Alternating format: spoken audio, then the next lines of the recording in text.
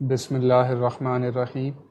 الصلاۃ والسلام علیک یا رسول اللہ وعلی آلک و اصحابک یا حبیب اللہ۔ ناظرین و سامعین، السلام علیکم ورحمۃ اللہ وبرکاتہ۔ ایک مرتبہ پھر پیش خدمت ہے سوال و جواب کی نشست بعنوان ہم اور آپ علامہ اوکاڑوی کے ساتھ، جس میں آپ اپنے شرعی مسائل کے بارے میں رہنمائی حاصل کر سکیں گے حضرت علامہ مولانا ڈاکٹر کوکب نورانی اوکاڑوی صاحب دامت برکاتہم العالیہ سے۔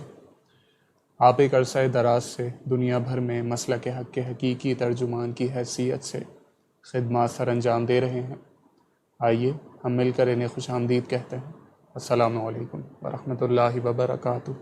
وعلیکم السلام، اور تمام ناظرین و سامعین کو السلام علیکم ورحمۃ اللہ وبرکاتہ۔ ماہ سفر کے آخری ایام ہیں۔ 25 سفر کو اعلیٰ حضرت امام اہل سنت مجدد اعظم حضرت مولانا شاہ احمد رضا خان بریلوی رحمۃ اللہ علیہ کا عرس شریف منایا گیا۔ 11 ستمبر کو پاکستان والوں نے تحریک پاکستان کے قائد اعظم محمد علی جناح ان کا یوم وفات منایا۔ کل پاکستان میں 28 سفر، سبت رسول، ریحان رسول، جگر گوشہ رسول،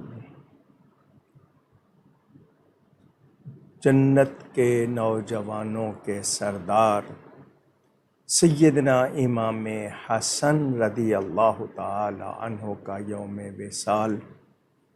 کچھ لوگوں نے 5 ربیع الاول بھی لکھا ہے، لیکن زیادہ 28 سفر کے حوالے سے۔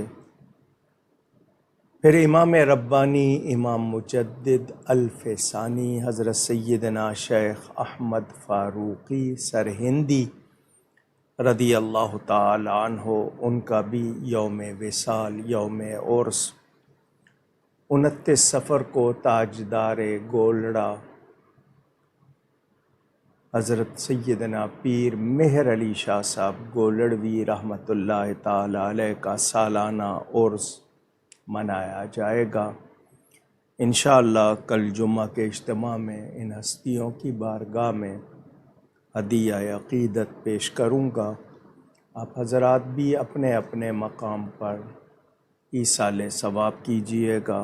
اللہ تعالی کرم فرمائے۔ اس دوران مراکش میں بڑا شدید زلزلہ ارتھ آیا۔ متعدد ہزاروں کی تعداد بتائی جا رہی ہے، افراد لقمہ اجل بن گئے۔ کتنے ابھی تک ملبے کے ڈھیر میں لاپتہ ہیں۔ زخمیوں کی تعداد بھی ہزاروں کی تعداد میں ہے۔ اس موقع پر ہم سب کو اللہ سے ڈرتے ہوئے عہد کرنا چاہیے کہ ہم اس کی نافرمانی سے بچیں گے۔ آج وہاں یہ سانحہ ہوا، بہت افسوس، بہت صدمے کا باعث۔ ہم سب کو احساس ہونا چاہیے، توبہ استغفار کرنا چاہیے، اور مراکش کے ان لوگوں کا جو اس وقت متاثرین ہیں، اظہار ہمدردی کرتے ہوئے، ان کا خیال کرتے ہوئے ہر ممکن مدد بھی کرنی چاہیے۔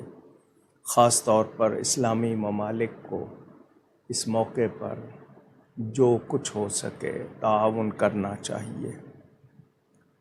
اللہ تعالی ہم پر کرم فرمائے۔ آمین۔ آپ لوگ اپنے سوالات اسی لائیو اسٹریم کے کامنٹ سیکشن میں لکھ سکتے ہیں۔ اگر آپ کی آئی ڈی اپنے اصل نام کے ساتھ نہیں تو آپ سوال کے ابتدا میں اپنا نام اور اپنے شہر کا نام لکھ کر بھیج دیجئے، آپ کا سوال شامل کر لیا جائے گا۔ اس کے علاوہ دونوں پیجز کے ان باکس آپ کے پاس موجود ہیں، اوکاڑوی فورم کا بھی اور اوکاڑوی ڈیجیٹل میڈیا کا بھی۔ اس کے علاوہ واٹس ایپ کی سہولت آپ کے پاس موجود ہے، آپ اس ذریعے سے بھی ہم تک اپنے سوالات پہنچا سکتے ہیں۔ آج کے پہلے سوال کی جانب بڑھتے ہیں۔ باسط حسین قادری صاحب کا سوال کہ اللہ تعالیٰ نے قرآن پاک میں یہ فرمایا کہ عیسائیوں نے رہبانیت خود اپنے دین میں داخل کر لی تھی۔ ایک اور جگہ فرمان یہ آیا کہ تم یہود و نصارہ میں سے اپنے قریب نصارہ کو پاؤ گے کیونکہ ان میں راہب ہیں۔ اس میں رہبانیت سے کیا مراد ہے؟ بسم اللہ والحمد للہ والصلاة والسلام علی رسول اللہ۔ واضح رہے، قرآن فہمی، قرآن کو سمجھنا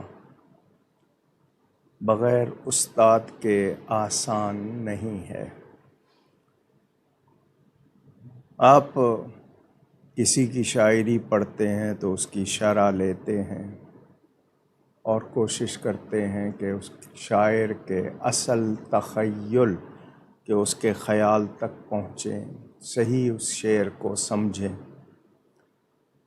ایک عام انسان کے کلام کو سمجھنے کے لیے اتنی محنت، رب تعالیٰ کے کلام کو سمجھنے کے لیے کچھ تو محنت کرنی چاہیے۔ مفسرین کرام کا ہم پر احسان، تفسیر کے معنی کھول کر واضح کرنا، وہ ہمارے لیے آسانیاں کرتے ہیں۔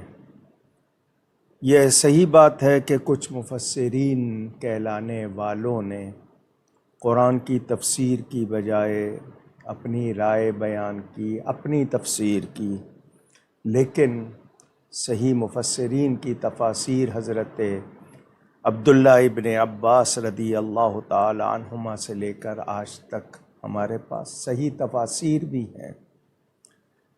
اسلام ایک مکمل دین ہے اور ہمیں معلوم ہے کہ ہم معاشرے میں رہتے ہیں، سوسائٹی میں، افراد کے ساتھ۔ جنگلوں میں جا کر تنہا کہ ارد گرد کوئی نہ ہو اور ہم دنیا کو ایک طرح سے ترک کر دیں، اس کو رہبانیت کہا گیا۔ ماحول میں رہ کر گناہ سے بچنا یہ ہے، جہاں گناہ کے اسباب ہی نہیں ہیں وہاں پر اگر رہے تو کیا رہے۔ یہود و نصارہ اللہ تعالیٰ کو ماننے کا دعویٰ کرتے ہیں، مگر نصارہ نے حضرت عیسیٰ کو، یہود نے حضرت عزیر کو اللہ کی اولاد ٹھہرا لیا۔ اللہ تعالیٰ کے لیے ان کے خیالات و نظریات قرآن میں بھی بیان ہوئے اور اس کے بعد اب تک جتنے بدلے ہیں وہ بھی لوگوں کے سامنے ہیں۔ جو ہمارے ہاں عالم، علامہ، مولانا وغیرہ پکارتے ہیں، ان کے ہاں احبار و رہبان، احبار ہیبر کی جمع، رہبان راہب وغیرہ کے لیے جمع کے لیے طور پر آتا ہے، جو ان کے علماء کہلاتے ہیں، یعنی جاننے والے۔ ان میں سب ایک جیسے نہیں ہیں۔ کچھ باتیں وہ دین کے حوالے سے مانتے ہیں مگر اپنے طور پر۔ ہمیں آج قرآن کریم کو ہی بنیاد بنانا ہے، علماء اسلام کو ہی اپنا رہنما بنانا ہے۔ ہمیں چونکہ خود عام لوگوں کو اتنی سمجھ نہیں ہے، اس لیے ان سے یہی کہوں گا کہ آج معانی اور مفاہیم، معانی معنی کی جمع، مفاہیم مفہوم کے حوالے سے سمجھ اور صحیح معنی جو ہے میننگز، وہ اس طرح کی نہیں رہی ہیں، بہت کچھ بدل گیا ہے۔ اس وقت جو نصارہ ہیں ان کے اندر کتنے فرقے ہیں، کیتھولک اور پروٹیسٹنٹ تو آپ سنتے ہیں، اس کے علاوہ کتنے ہیں۔ تو وہ تصور جو قرآن نے دیا ہے وہ اب بہت کم، شاید تو بہتر ہے کہ ہم ان کے بارے میں زیادہ جاننے کی بجائے اپنے دین کو سمجھیں اور اپنے علماء سے وابستہ رہیں۔ اگلا سوال اکرم شمسی قادری صاحب کا انڈیا سے، کہ اگر کوئی شخص پہلے عمرہ ادا کر لے تو کیا اس پر حج قرض ہو جائے گا جب کہ اس کے پاس حج کے اسباب ابھی موجود نہ ہوں؟ اس طرح کے سوالات کے جواب کئی مرتبہ دیے ہیں۔ ہر وہ شخص جو صاحب استطاعت، اتنی ایبلٹی رکھتا ہے کہ جسمانی طور پر بھی اور مالی طور پر بھی اپنے ملک سے مکہ مکرمہ جا کر حج ادا کر سکے، مالی طور پر ایسا ہو کہ وہ قابل ہے، خرچ پیچھے بھی گھر والوں کو دے کے جائے، اپنے خرچ کا اس کے پاس انتظام ہو، جسمانی طور پر استعداد یعنی قابلیت صلاحیت رکھتا ہو، اس پر حج ایک مرتبہ زندگی میں فرض ہے۔ عمرہ ادا کرنے سے حج فرض نہیں ہوتا۔ ہاں، حج کے مہینوں میں یعنی رمضان کے بعد کوئی اس نیت سے گیا ہے حج کرنے، تو اس کے لیے کہا گیا کہ وہ شوال ذیقعد میں اگر عمرہ کرتا ہے تو حج کیے بغیر نہ نکلے، دوبارہ نہ جا سکے، کوئی اور ایسی بات ہو جائے، حج کی نیت سے گیا ہے تو وہ وہاں سے نہ نکلے جب تک حج ادا نہ کر لے۔ لیکن حج کی نیت سے نہیں گیا ہے تو اور بات ہے، اور صرف کبھی اس نے عمرہ کیا یا کسی نے کروا دیا تو اس وجہ سے اس پر حج فرض نہیں ہو جائے گا۔ ہاں، اگر وہ اس قابل ہو گیا تو پھر حج فرض ہوگا۔ اسی طرح کا ایک سوال محمد اکرام شریف صاحب نے بھی بھیجا انڈیا سے، کہ اگر عمرہ کے سفر میں اگر پہلے مدینہ منورہ جائیں تو اب عمرہ ادا کرنے کا کیا طریقہ ہوگا؟ کیا احرام مدینہ شریف میں باندھا جائے گا؟ سمتوں سے آنے کے لیے میقات مقرر ہے۔ کس سمت سے کوئی آ رہا ہے، وہ میقات وہ جگہ جہاں سے وہ بغیر احرام کے داخل نہیں ہو سکتا، وہ جگہیں مقرر ہیں۔ کسی بھی دنیا کے کنارے سے کوئی جائے گا تو میقات سے اس کو احرام باندھ کر نیت کر کے داخل ہونا ہوگا۔ مدینہ منورہ سے اگر آپ عمرہ کے لیے آئیں تو بیر علی، ابیار علی، ذوالحلیفہ، یہ نام ہے اس جگہ کے جہاں سے جس کو میقات قرار دیا گیا۔ نبی پاک صلی اللہ علیہ وآلہ وسلم نے وہاں سے احرام پہنا اور داخل ہوئے، تو یہ ذہن میں رہے آپ کے۔ البتہ مدینہ منورہ شہر سے بھی احرام باندھیں، بہت اچھی بات ہے، مسجد نبوی میں آپ نیت کریں اور اچھی بات ہے، لیکن مدینہ منورہ سے نکلیں گے تو وہ بیر علی جو ابیار علی جگہ ہے وہ میقات ہے۔ جس طرف سے بھی آئیں، میقات سے آپ کو عمرہ کی نیت ہے تو احرام پہن کر نیت کر کے آگے داخل ہونا ہوگا۔ اگلا سوال محمد عدنان صاحب کا، کہ گناہوں سے پریشان ہو کر مرنے کی دعا کرنا یہ کیسا ہے؟ بالکل درست نہیں ہے۔ انسان کو لمبی عمر کی دعا کرنے سے بھی منع نہیں کیا گیا کہ میری عمر لمبی ہو تاکہ مجھے نیکی کا موقع زیادہ ملے۔ البتہ ایک شخص دنیا سے تنگ آیا ہوا ہے تو وہ یہ دعا کرے کہ یا اللہ میرے لیے آسانی کر، مجھے توفیق دے کہ میں اس دنیا میں جب تک رہوں ایمان کی سلامتی کے ساتھ رہوں، لیکن مرنے کی دعا نہیں کرنی چاہیے۔ اللہ سے شوق ملاقات ظاہر کرنا وہ اور بات ہے، لیکن مرنے کے لیے اللہ تعالیٰ، اس کا مطلب زندگی اللہ کی نعمت ہے، آپ اس کی ناشکری کر رہے ہیں، تو آپ کو اگر موقع زیادہ مل رہا ہے آپ نیکی کریں، گناہ ہو گئے ہیں توبہ استغفار کریں، مگر مرنے کی دعا نہیں کرنی چاہیے۔ عالم دین کی تعظیم کے لیے کھڑا ہونا کیسا؟ ماں باپ کے لیے، مرشد کے لیے، عالم دین کی تعظیم کے لیے ادب سے کھڑے ہو جانا منع نہیں ہے۔ کوئی یہ نہ چاہے کہ لوگ میرے لیے کھڑے ہوں، وہ عالم ہو، سید ہو، کوئی بھی ہو، وہ یہ نہ چاہے کہ لوگ میرے لیے کھڑے ہوں۔ لوگ احتراماً عقیدت سے کھڑے ہوں تو منع نہیں ہے۔ اگر اس پر کوئی یہ کہے گا کہ نبی پاک صلی اللہ علیہ وآلہ وسلم نے صحابہ سے کہا تھا، تو وہ طبعاً عاجزی کرتے ہوئے کہا تھا، حالانکہ خود نبی پاک صلی اللہ علیہ وسلم نے حضرت سعد کے لیے جو ایک قوم کے سردار تھے، خود فرمایا قوموا لسیدکم، اپنے سردار کے لیے کھڑے ہو جاؤ۔ تو کوئی محبت سے عقیدت سے کھڑا ہو منع نہیں ہے، لیکن وہ یہ چاہے کہ لوگ کھڑے رہیں جب تک میں بیٹھا ہوں، یہ ایرانی بادشاہوں کا طریقہ تھا، اس کو پسند نہیں کیا گیا۔ ایسے ہی کوئی یہ چاہے کہ اس کے لیے لوگ کھڑے ہوں، اس کو بھی پسند نہیں کیا گیا، لیکن ہم محبت سے ادب سے کھڑے ہوں تو یہ ہرگز منع نہیں ہے۔ اللہ پاک ہماری سنتا ہی نہیں، کیا یہ جملہ قابل گرفت ہوگا؟ جی بالکل ہوگا۔ اللہ تعالی سننے والا، ہم تو اس کی عطا سے سننے والے ہیں، لیکن آپ کو اللہ سے مایوسی بالکل کوئی گنجائش نہیں ہے۔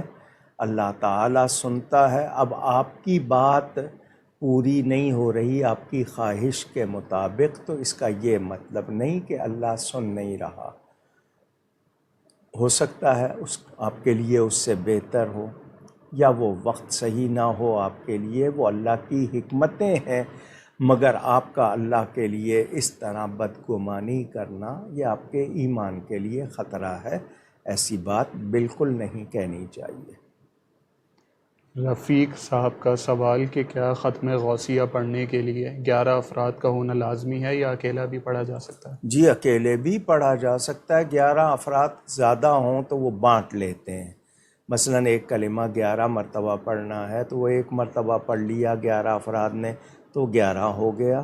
آپ اکیلے بھی پڑھتے ہیں، پڑھ سکتے ہیں۔ اگر آپ سے پوری تعداد میں نہیں پڑھا جا رہا تو 3 مرتبہ بھی پڑھ لیں، ثواب ہوگا۔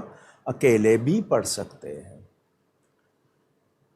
اگر کوئی بچہ گود لیا تھا اور اس سے بچپن سے ہی اس کے اصل باپ کا نام چھپایا گیا، اور شناختی کارڈ اور دیگر ڈاکیومنٹس وغیرہ میں بھی باپ کے نام کی جگہ، اصل باپ کے نام کی جگہ وہ دوسرے باپ کا نام لکھوایا گیا، تو اب چھپانا اگر مقصود تھا اور نکاح کے وقت اصل باپ کے ساتھ باپ کے نام کے ساتھ پکارا جاتا ہے، تو اگر نکاح کے وقت ابن فلاں دوسرے باپ کی طرف نسبت اگر کر دی جائے تو کیا نکاح ہو جائے گا یا نہیں؟ اگر لڑکی والوں کو معلوم ہے، ان کو بتا دیا جائے، لوگوں کے علم میں ہے کہ اس کا اصل باپ کون ہے، پھر مسئلہ نہیں ہے۔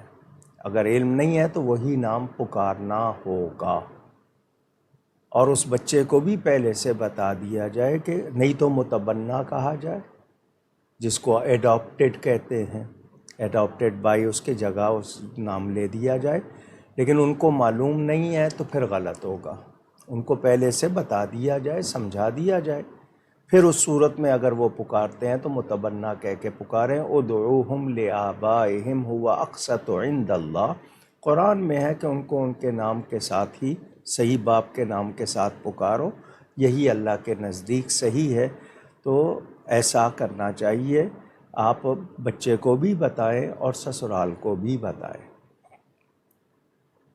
بنارس انڈیا سے محمد رضوان عارف صاحب کا سوال کہ ایک عمرہ ادا کرنے کے بعد کسی کی طرف سے دوسرا عمرہ ادا کرنے کی اگر نیت ہو تو پھر نیت کہاں سے کی جائے گی، احرام کہاں سے پہننا ہوگا؟ آپ منی کا لفظ کہتے ہیں میری طرف سے، تو اس میں من فلاں جس کی طرف سے ہے، اس کا کئی مرتبہ یہ بات کہی ہے کہ نیت دل کے پکے ارادے کا نام ہے۔ زبان سے کہنا مستحب، مستحب کے معنی پسندیدہ. تو آپ کی اصل نیت ہے تو آپ نے نہیں بھی کہا، لیکن جہاں جہاں منی ہوتا ہے کہ میری طرف سے، تو وہاں اس کا نام لے دیں. اب آپ نے نیت کی ہے تو آپ نے یہی کہ میں کس کی طرف سے کر رہا ہوں. آپ کو عربی نہیں آتی، اردو میں کہہ دیں کہ یا اللہ میں فلاں کی طرف سے عمرہ کا ارادہ کر رہا ہوں، اس کو قبول فرما اور آسان فرما. عمار عابد صاحب کا سوال. اس میں ایک بات کا اضافہ کر لیں کہ اگر آپ نے عمرہ اپنی طرف سے کیا ہے مگر ثواب تمام مسلمانوں کو بخشنا چاہتے ہیں تو بعد میں دعا میں ثواب سب کو بخش سکتے ہیں، لیکن ہوگا ایک کی طرف سے، تو جس کی طرف سے ہے اس کا نام لے دیں. عمار عابد صاحب کا سوال کہ میں نے اپنے ایک دوست سے قرض لیا تھا 1 سال قبل $1000. اس وقت ڈالر کا ریٹ 233 تھا.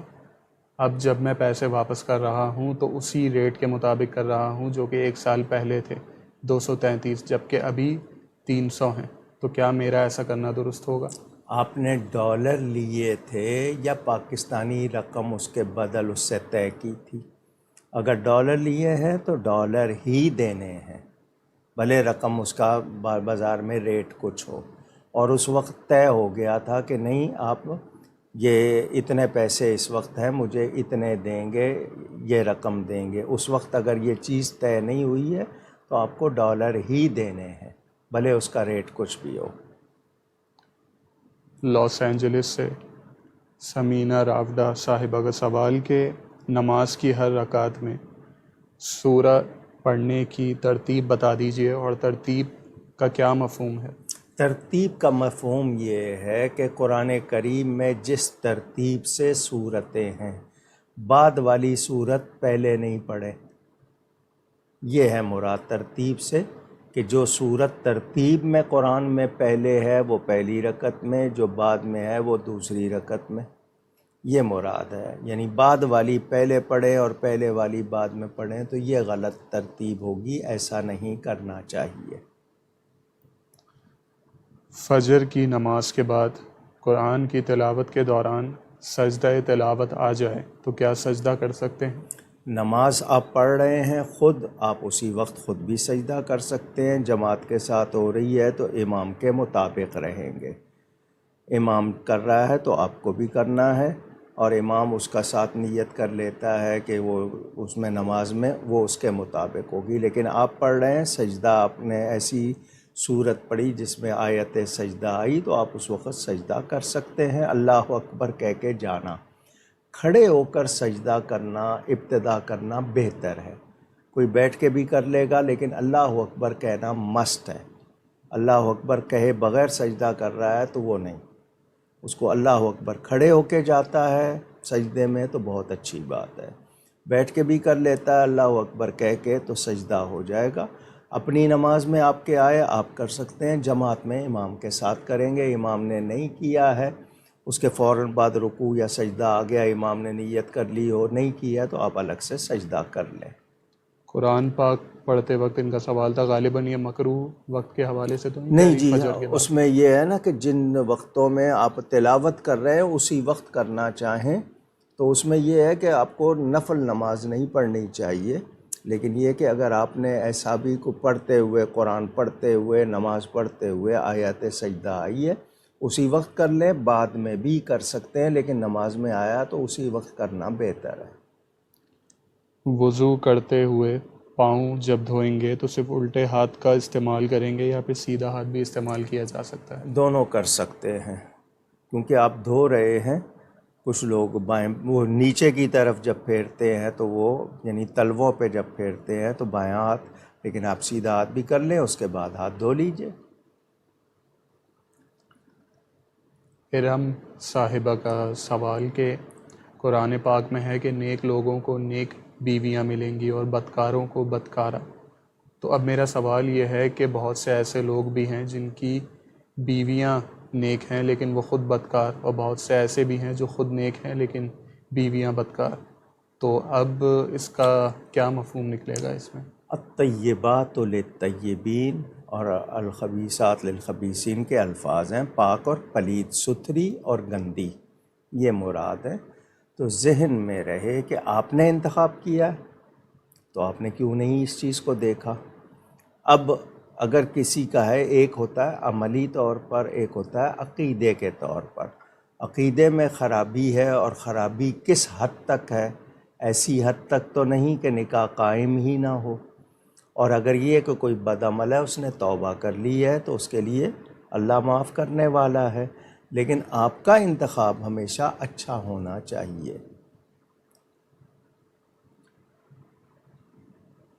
شاہ نواز صاحب کا سوال کہ غسل کرنے کے بعد نماز پڑھ لی تو کیا ہو جائے گی، یا پھر الگ سے پہلے نماز کے لیے وضو کرنا تھا پھر پڑھنی تھی؟ وضو میں فرائض ادا کیے، یعنی کلی کرنا، ناک میں پانی کھینچنا، اور پورے بدن پر اس طرح پانی بہانا کہ کوئی ایک بال بھی خشک نہ رہ جائے۔ اگر اس طرح پورا آپ نے غسل کیا ہے تو اب دوبارہ آپ کو وضو کی ضرورت نہیں۔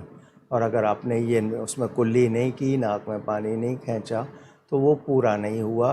حالانکہ طریقہ یہ ہے کہ وضو سے پہلے، غسل سے پہلے وضو کیا جاتا ہے۔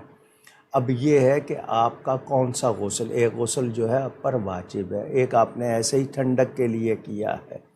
تو آپ نے اگر اس میں یہ چیزیں واجب غسل میں نہیں کی ہیں تو غسل نہیں ہوگا۔ ناک میں پانی نہیں کھینچا آپ نے، اور آپ نے کلی نہیں کی تو وہ نہیں ہوگا، اس میں وہ چیز لازمی ہے۔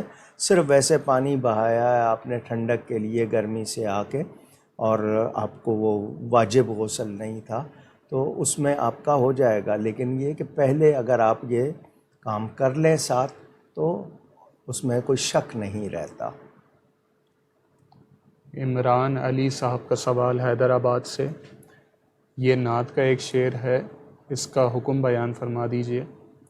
ہم نے مانا کہ جنت بہت ہے ہنسی، چھوڑ کر ہم مدینہ نہ جائیں کہیں، یوں تو جنت میں سب ہے مدینہ نہیں، اور جنت مدینے میں موجود ہے۔ میں نے پہلے بھی کئی مرتبہ اس طرح کے سوالوں کے جواب دیے ہیں۔ مدینہ منورہ بلا شبہ ہمارے لیے جنت ہے، اور مدینہ منورہ میں خاص طور پر مسجد نبوی میں ریاض الجنہ ہے۔ نبی پاک کا روضہ ہمارے لیے عید نگاہ کہہ لیں، نگاہوں کی عید ہے، لیکن جنت کی کسی طرح توہین یا تنقیص ہو تو وہ اچھی بات نہیں ہے۔ ذہن میں رہے کہ صحابہ کرام نبی پاک سے جنت مانگتے رہے، نبی پاک سے مانگتے رہے، جبکہ نبی پاک کو دیکھتے تھے اس میں نبی کے قرب کے لیے۔ تو یہ مدینہ جو ہے یہ تو شامل جنت ہو جائے گا، جو حصہ اس کا ہوگا۔ تو ذہن میں رہے، تعریف کریں مدینہ کی، لیکن اگر جنت کی تنقیص ہوتی ہے کسی طرح، اس کو ہم درست نہیں کہیں گے۔ اور اس حوالے سے کوشش یہ کرنی چاہیے کہ کوئی بھی نامناسب بات نہ کی جائے۔ راحیل امین صاحب کا سوال کہ علم جعفر سے کیا مراد ہے، اور کیا یہ سیکھنا چاہیے، اور کیا یہ اعلیٰ حضرت کو بھی تھا؟ جی، علم جعفر حضرت علی کرم اللہ تعالی وجہ الکریم سے لوگوں نے سیکھا۔ اس کی اصل حالت اب موجود ہے یا نہیں، ہر کوئی اس کا جاننے والا نہیں ہے، بلکہ یہاں تک بیان کیا جاتا ہے کہ اگر ان کی طرف سے روحانی اجازت نہیں ہوگی تو آئے گا ہی نہیں۔ لیکن علم جعفر کے نام پر بہت کچھ ہو رہا ہے۔ یہ 28 حروف ہیں، ان کے اندر کائنات کے راز ہیں، اللہ جس کا سینہ جتنا کھول دے۔ باقی یہ جو عملیات والے ہیں اور دعوے کرتے ہیں، میں اس میں کوئی وہ نہیں کہوں گا، اللہ بچائے، کیونکہ انہوں نے جو کچھ دعوے کیے ہوئے ہیں اس کی حقیقت کیا ہے، اللہ تعالیٰ ان کو بھی ہدایت عطا فرمائے۔ علم جعفر باقاعدہ ایک علم ہے، لیکن اصلی طور پر لوگوں کو اس کا علم ہے یا نہیں، ہر کوئی اس کا اہل بھی نہیں ہے۔ مولا کائنات رضی اللہ تعالیٰ عنہ سے اس کے بارے میں جس کو روحانی اجازت ہے، ان میں سے اعلیٰ حضرت کا اس کے بارے میں کچھ ذکر ہے 1-2 کتابوں میں، بلکہ وہ پورا ذکر کیا ہے۔ انہوں نے کتنی احتیاط سے کیا ہے، آج کون ہے اس کو سمجھنے والے بہت کم ہیں، چہ جائے کہ ہم یہ کہیں کہ وہ آگے جانتے ہیں۔ عبد المتین رضوی صاحب کا سوال انڈیا سے، اگر نماز پڑھتے وقت سورت کی تلاوت کے دوران آیات کی ترتیب صحیح نہ رہے تو کیا اس سے نماز فاسد ہو جائے گی؟ پہلی 3 آیتیں صحیح پڑھ لیں تو نماز ہو جائے گی، لیکن یہ کہ جان بوجھ کر بدلے گا تو بالکل نہیں ہوگی۔ ایسا لفظ آ جائے کہ زیر زبر سے معنی بدل جائے، نماز بالکل ختم ہو جائے گی۔ بعض حالتوں میں ایمان کا مسئلہ ہو جاتا ہے۔ تو پہلی 3 آیتیں پڑھ لیں، بعد میں یاد نہیں آ رہی یا کچھ فرق ہو گیا تو وہ نماز ہو جائے گی، لیکن بہتر یہ ہے کہ وہی پڑھے جو صحیح طرح یاد ہو۔ ننگے سر نماز پڑھنے کے بارے میں کیا حکم ہے؟ پڑھنا نہیں چاہیے۔ میرے نبی پاک صلی اللہ علیہ وسلم، صحابہ کرام رضوان اللہ علیہم اجمعین، اولیاء علماء نے نہیں پڑھی۔ جو لوگ کہتے ہیں ہو جاتی ہے تو ان کو مسئلے معلوم نہیں تھے، بلکہ امامے کے ساتھ زیادہ ثواب بیان کیا گیا۔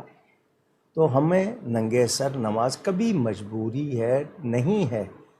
ٹوپی آپ کے پاس تو اور بات ہے، اور خاص طور پر مسجد میں جا کر پلاسٹک کی ٹوپی پہننا وہ بھی مناسب نہیں ہے۔ پلاسٹک کوئی لباس نہیں ہوتا، لیکن وہ آپ کو شرمندہ کرنے کے لیے ہے کہ آپ سر ڈھانکیں۔ تو اللہ کے حضور اسی طرح پڑھیں جیسے پسندیدہ ہو، وہ صالحین کا ایک طریقہ ہے۔ اور پھر نبی پاک نے ننگے سر نہیں پڑھی ہے سوائے احرام کے، تو ہم کیوں پڑھیں؟ ہمیں زیادہ خیال رکھنا چاہیے۔ اور اگر نماز کو ہلکا سمجھ رہا ہے، یعنی نماز کو ہلکا سمجھ رہا ہے کہ کوئی فرق نہیں پڑتا اگر لباس میں یہ چیز ہے، تو نماز کو ہلکا سمجھنا تو کفر تک لے جاتا ہے۔ نمازی کے آگے سے گزرنے کے متعلق وضاحت فرما دیجیے۔ اگر مجبوری ہے اور کوئی گنجائش نہیں ہے تو آپ کھڑے ہیں، آپ ہاتھ باندھ کے، اور آپ کی نگاہ سجدے کی جگہ پر ہے، لیکن نگاہ کا ایک کینوس بنتا ہے جو زیادہ سے زیادہ 2 صفوں تک ہوتا ہے، 2 صفوں کے بعد گزر سکتا ہے۔ اور اگر وہ کوئی سترہ لگا لیں، کوئی یعنی جس کو کہتے ہیں کہ 1 انچ موٹا ہو اور ہاتھ کے برابر، یعنی کونی سے لے کے یہاں تک اتنا سترہ لگا لے، لیکن بعض مرتبہ ایسا ہوتا ہے ایک آدمی نے نماز شروع کی اور کوئی راستہ نہیں ہے، تو کم از کم 2 صفیں آگے، 2 صفیں چھوڑ کر گزر سکتا ہے۔ مہک نوری صاحبہ کا سوال انڈیا سے، باریک کپڑوں میں عورتوں کی نماز کے متعلق ارشاد فرما دیجیے۔ اگر پردے میں پڑھ رہی ہے، یعنی کوئی مرد اس کو دیکھ نہیں رہا، لیکن اتنا پتلا نہ ہو کہ جسم جھلکے، کیونکہ فرشتے تو دیکھ رہے ہیں نا، فرشتے ساتھ ہیں، تو کوشش کرے کہ بدن نہ جھلکے۔ اگر بہت باریک کپڑا ہے تو اس پہ چادر اوڑھ لے۔ محمد علی صاحب کا سوال کہ کیا عورت شادی کے بعد اپنے والد کا نام ہٹا کر اپنے شوہر کا نام ساتھ لکھ سکتی ہے اپنے نام کے؟ یہ ہمارے ہاں رواج ہے، پتہ نہیں کب سے شروع ہوا ہے، پہلے نہیں تھا۔ اسلام نے کوئی ایسا نہیں کہا ہے۔ آپ تمام خواتین کے نام پڑھیں گے تو ان کے ساتھ ولدیت کا ہی ذکر آئے گا، بنتے کے لفظ کے ساتھ ہوگا۔ ملائیشیا وغیرہ میں ابھی تک یہی ہے۔ یہ ہمارے ہاں آ گیا کہ شوہر کا نام لگا لیتے ہیں، منع نہیں ہے، لیکن یہ کہ اگر وہ رہے باپ کا نام تب بھی، یعنی اسلام میں تو یہی ہے، لیکن یہ بھی نہیں ہے کہ شوہر کا نام لگانا منع ہے، ایسا بھی نہیں ہے۔ جو لگاتے ہیں لگا سکتے ہیں، پھر بار بار آپ کو کارڈ بدلوانا پڑتا ہے اور تکلیف ہوتی ہے، تو اگر اسلامی طریقہ رکھا جائے کہ جس کی بیٹی ہے وہ نام لکھا جائے تو بھی۔ عائشہ صاحبہ کا سوال کہ نبی پاک صلی اللہ علیہ وسلم کا نام جب انگلش میں لکھیں گے تو اس وقت اسپیلنگ MO کے ساتھ آئے گی یا MU کے ساتھ؟ MU کے ساتھ، کیونکہ پیش ہے، واؤ نہیں ہے، مو نہیں ہے، محمد صلی اللہ علیہ وآلہ وسلم، MU کے ساتھ لکھیں۔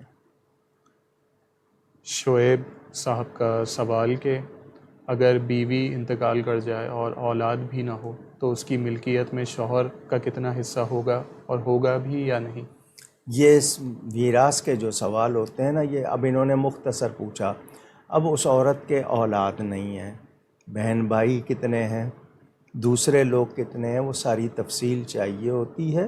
اس طرح صرف ایک سوال کے شوہر کے علاوہ کوئی اور ہے ہی نہیں، ماں باپ بھی نہیں ہے، بہن بھائی بھی نہیں ہے، صرف اکیلا شوہر، تب تو بات کی جائے. ورنہ بہتر یہ ہے کہ جب بھی میراث کے وراثت کے سوال کریں پوری تفصیل موجود ہو. اگر کون وفات پا گئے، کون زندہ ہیں، کس کی اولاد ہے، یہ تمام تفصیل ہو تو صحیح جواب ہوگا. عدیل صاحب کے سوالات. ان کا پہلا سوال کہ اگر ہم کسی کو سلام کریں اور وہ جان بوجھ کر جواب نہ دیتا ہو تو کیا اس کو پھر دوبارہ سلام کیا جائے گا یا نہیں؟ اگر تکبر کی وجہ سے دیتا ہے تو پھر اس کو سلام نہیں کریں گے. ایک شخص ہے وہ مزاج میں تکبر ہے، رعونت ہے، پرائیڈ جس کو کہہ لیتے ہیں، تو جو ایسا کرے پھر اس کو سلام نہیں کیا جائے گا، کیونکہ اس کے تکبر کا یہی علاج ہے. اور اگر ویسے اس نے نہیں سنا ہے، بدگمانی نہ کریں، ہو سکتا ہے نہیں سنا ہو یا اس نے محسوس نہیں کیا، توجہ کہیں اور تھی، تو وہ کنفرم کر لیں، محض بدگمانی پہ نہیں. لیکن یہ کہ اس کی عادت ہے وہ سلام کا جواب نہیں دیتا، اس کو سلام نہیں کیا جائے گا. ان کا اگلا سوال کہ سلام کرتے وقت چھوٹا یا بڑا یہ دیکھا جاتا ہے یا نہیں کہ سامنے جی کون نہیں، ہے؟ اب بچے کو بھی سلام میں پہل کریں، بہت اچھی بات ہے. اور بلکہ سلام میں پہل کرنا تکبر کو ختم کرتا ہے، زیادہ نیکیاں ہیں، زیادہ ثواب ہوتا ہے. امبرین صاحبہ کا سوال کہ شرط یہ ہے کہ جی سلام جس کو کر رہے ہیں، جو کر رہا ہے، دونوں ایمان والے ہوں. جی امرین صاحبہ کے سوالات. ان کا پہلا سوال کہ درود شریف پڑھنے کے بعد دعا مانگنے کی عادت ہو لیکن کبھی کبھار کام کی وجہ سے بھول جائیں تو کیا حکم ہوگا؟ اگر قرآن کریم کی تلاوت کرتے ہوئے کسی کو دعا کا وقت نہیں ملا، وہی اس کے لیے دعا ہو جاتی ہے. اسی طرح درود شریف پڑھ رہے ہیں اور دعا کے الفاظ نہیں کہے تو وہی اس کے لیے کافی ہیں. بلکہ حدیث شریف تو یہ بتاتی ہے کہ صرف درود ہی پڑھا، کچھ اور نہیں مانگا.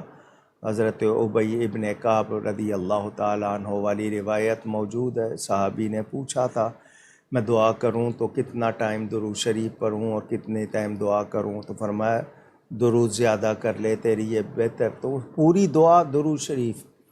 تو اگر وقت نہیں ملا ہے تو آپ کا وہ درود پڑھنا ہی آپ کے لیے دعا ہی دعا ہے.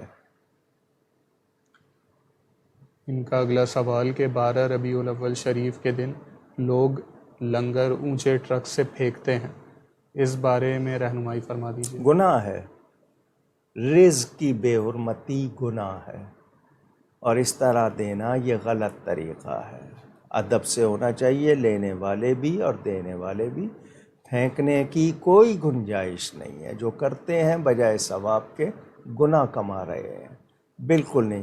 شربت پلانا ہے، جگہ صحیح ہو، اور تبرک بانٹنا ہے تو کسی جگہ آپ آرام سے دیں. لیکن لینے والے بھی چونکہ چھینا جھپٹی کرتے ہیں، یہ غلط طریقہ ہے. لوگوں کو ادب سیکھنا چاہیے. محمد جنید صاحب کا سوال کہ کیا ایسی کوئی حدیث ہے کہ جب ابھی بھوک باقی ہو تو کھانا چھوڑ دینا چاہیے؟ مجھے حدیث کے طور پر تو ایسی کوئی بات اس وقت یاد نہیں آ رہی. البتہ حکماء جو دانا لوگ ہوتے ہیں نا، حکیم ہمارا حالانکہ اللہ کا نام ہے لیکن حکیم کے معنی دانا شخص، حکمت کہتے ہیں نا اس کو. تو ان کا ضرور ہے کہ پیٹ بھر کے آدمی نہ کھائے، تھوڑی سی جگہ رہنے دے، تو اس صحت کے حوالے سے. لیکن حدیث کے ایسے الفاظ اس وقت میرے ذہن میں نہیں ہیں.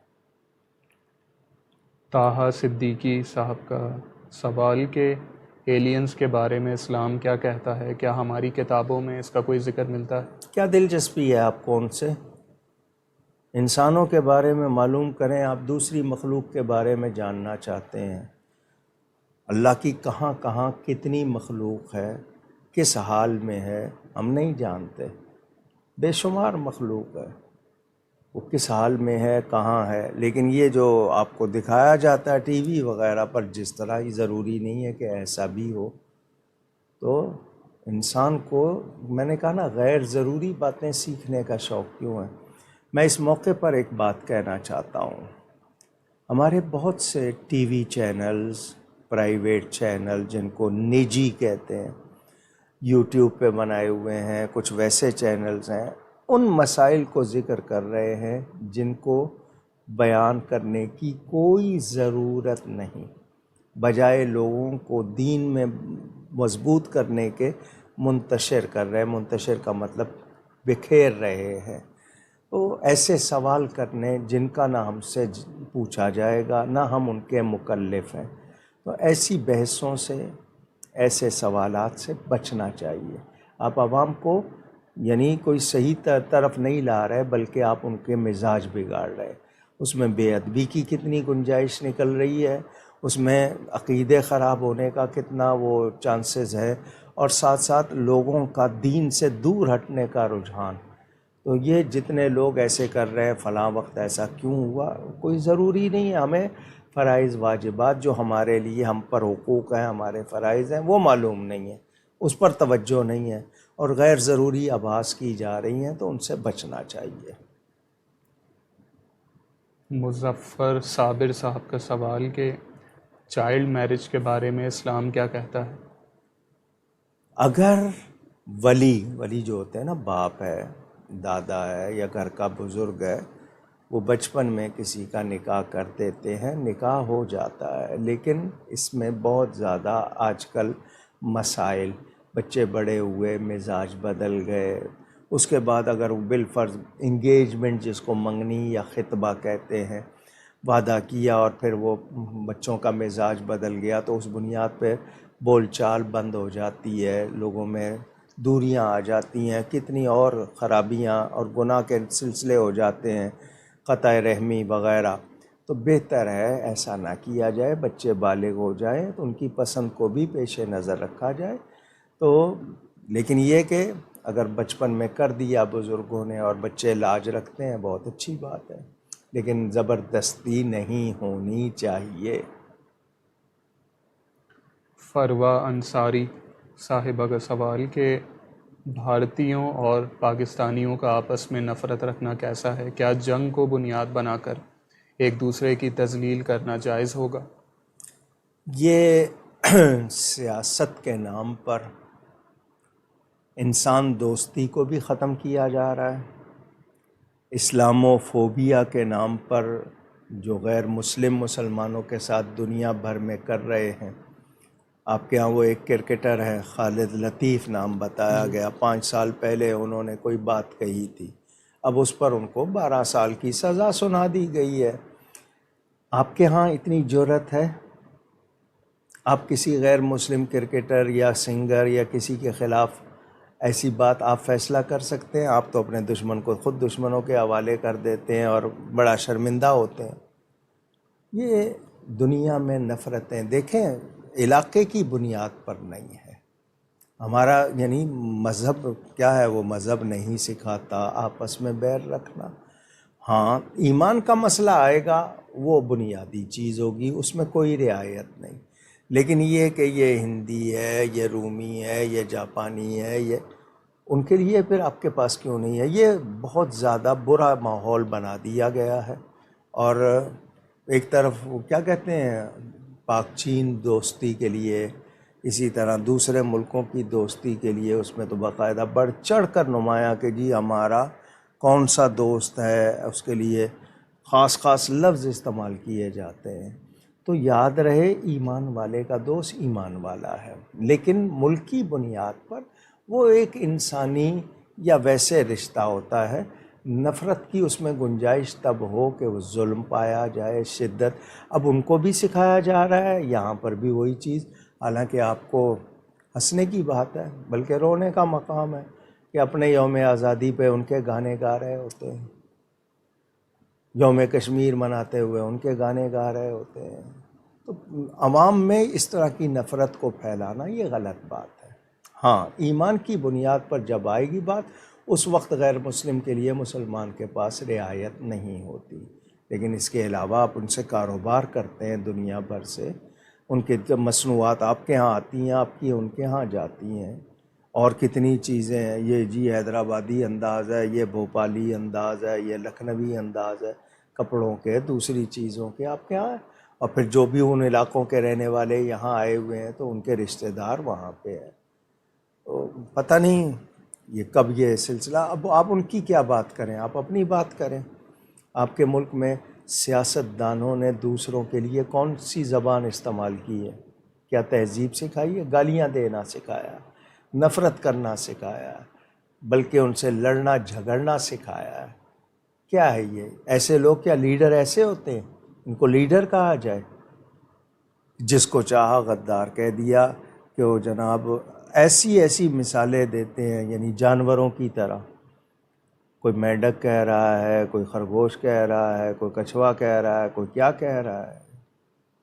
ہمیں بتایا گیا اللہ کے نزدیک زیادہ وہ لوگ اچھے ہیں جو خوش اخلاق ہیں. زبان کا بھی ایک، اب کسی کو گالی دے کر تو اس کا دل نہیں جیت سکتے. تو سوچنا چاہیے یہ نفرتیں نہیں سکھائیں. ہاں ایمان کی جب بات آئے گی پھر رعایت نہیں ہوگی.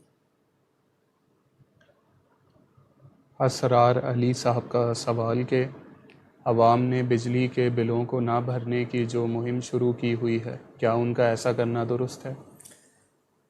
میں اس مرحلے پہ دو باتیں کرتا ہوں. پہلی بات تو یہ کہ حکمران جن کو آپ یعنی صاحبان اقتدار یا حکمران یا جو بھی کہتے ہیں گورنمنٹ آفیشلز، ان کو یہ معلوم ہونا چاہیے وہ خادم ہیں، مخدوم نہیں ہیں. ہمارے ہاں جس کو عہدہ مل جائے وہ اپنے آپ کو فرعون سمجھنے لگ جاتا ہے. چھوٹا عہدہ ملے تو چھوٹا فرعون، بڑا عہدہ ملے تو بڑا فرعون. بعد میں ریٹائرمنٹ کے بعد وہی لے کے مسجد میں تسبیح بیٹھے ہوتے ہیں. جب عہدے پہ ہیں اس وقت ان کو انسانیت یا خوف خدا نہیں ہوتا. تو یہ سید القوم خادمہم، قوم کا سردار ان کا خادم ہوتا ہے. یہ لوگوں کے ٹیکس سے تنخواہیں لیتے ہیں.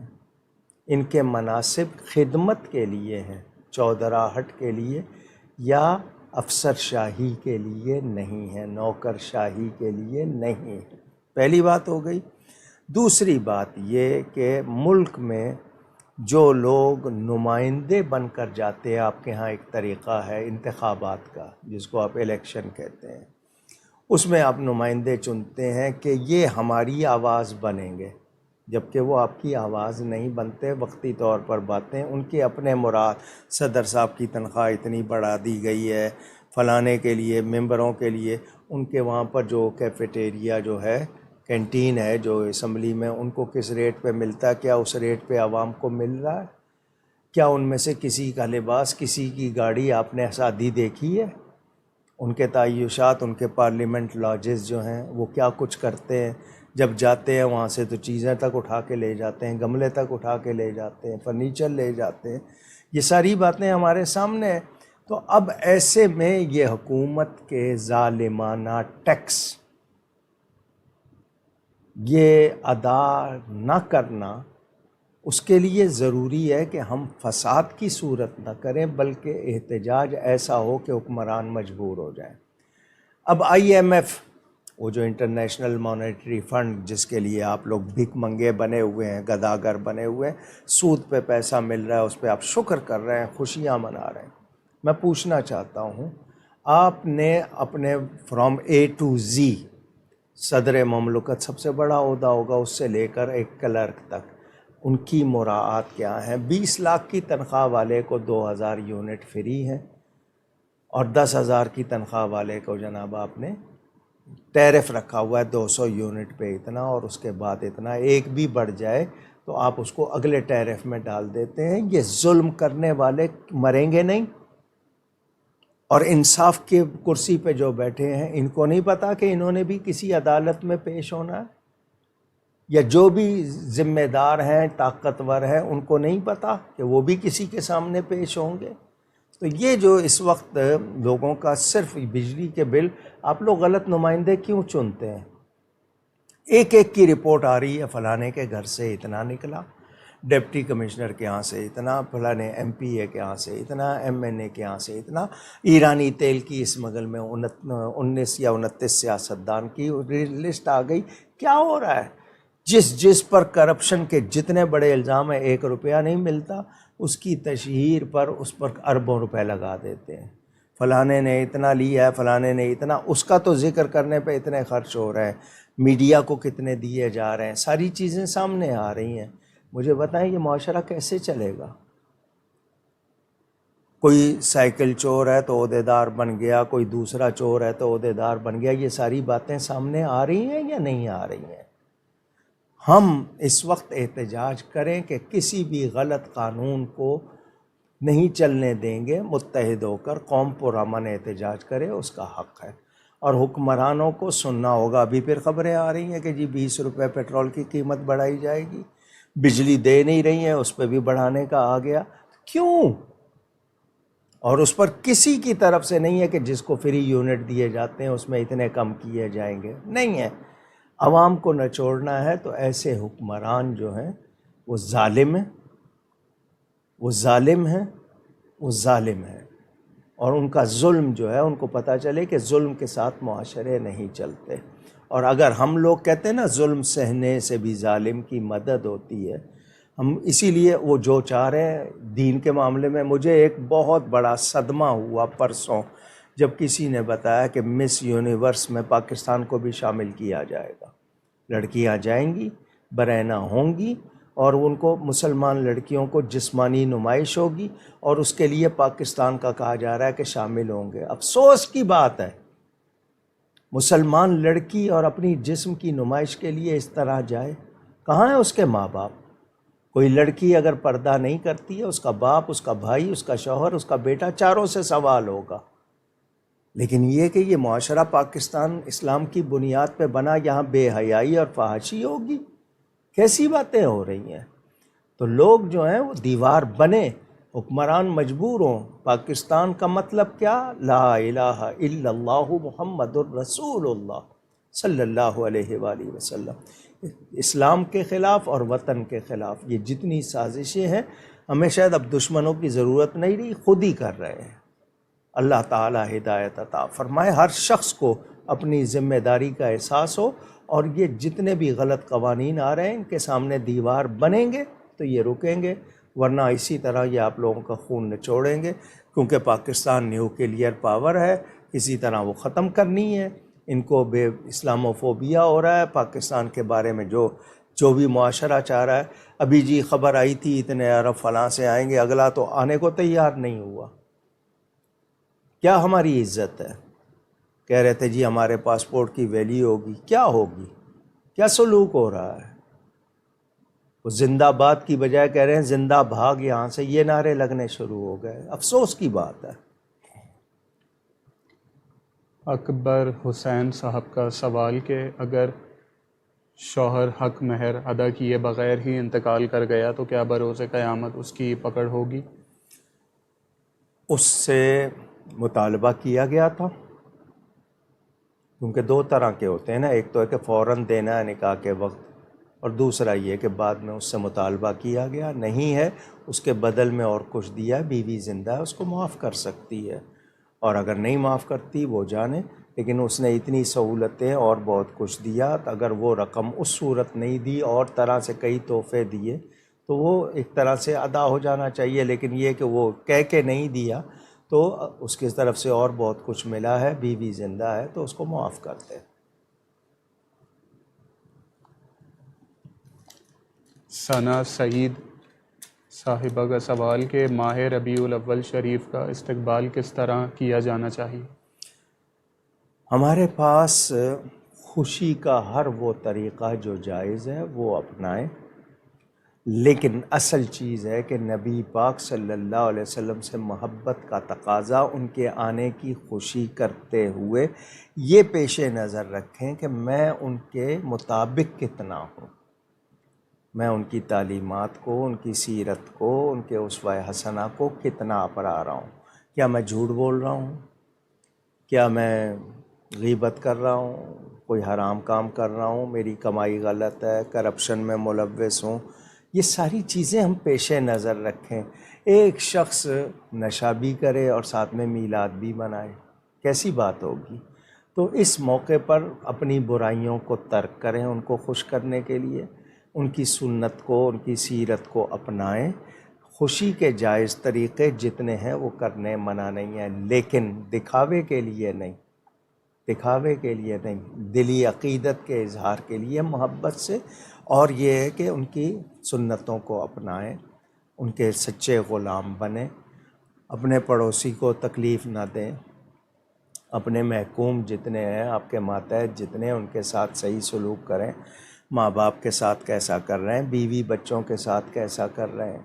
اب ایک شخص ہے وہ اپنے بھائیوں کا، بہنوں کا خیال رکھ رہا ہے، بچوں کا نہیں رکھ رہا. ایک شخص بچوں کا رکھ رہا ہے، بہنوں بھائیوں کا نہیں رکھ رہا. کس طرف دباؤ زیادہ ہے، کس طرف کہاں جائز نہیں ہو رہا ہے، آپ کو سب چیزیں پیش نظر رکھتے ہوئے نبی پاک کے طریقوں کو اپنانا ہے. اپنے ماحول کو بہتر بنائیں، صفائی ستھرائی رکھیں، کردار کو بہتر بنائیں.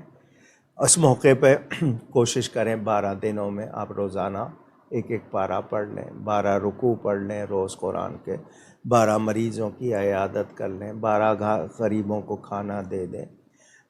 سال بھر میں تیاری کر لیں کہ 12 غریب لڑکیوں کی شادیاں کرائیں گے، 12 لڑکوں کو سالانہ تعلیمی وظائف دیں گے. یہ ہم سب کر سکتے ہیں یہ کام میلاد کے طور پر. لیکن ہمارے ہاں صرف یہ کہ ہم جھنڈیاں لگا لیں گے، قمقمے لگا لیں گے، لیکن نماز نہیں پڑھیں گے، سنتوں کو نہیں اپنائیں گے، تو پھر ہم کمزور رہ جاتے ہیں. ہمیں اچھا بننا چاہیے. نبی پاک صلی اللہ علیہ وسلم کا یہ ارشاد کہ اگر گرمی بہت زیادہ ہو تو ظہر کی نماز دیر سے ادا کر لی جائے، کیونکہ گرمی میں سختی دوزخ کی تیزی کی وجہ سے ہوتی ہے. رہنمائی فرما جی، دیجیے. یہ گرمی سردی دوزخ کے سانس جب وہ اندر کھینچتی ہے تو سردی باہر نکالتی گرمی، یہ بیان آیا ہے. تو ظہر کی نماز گرمیوں میں قدرے دیر سے پڑھ لیں، سردیوں میں جو وقت ہو جائے تو اس پہ پڑھ لیں.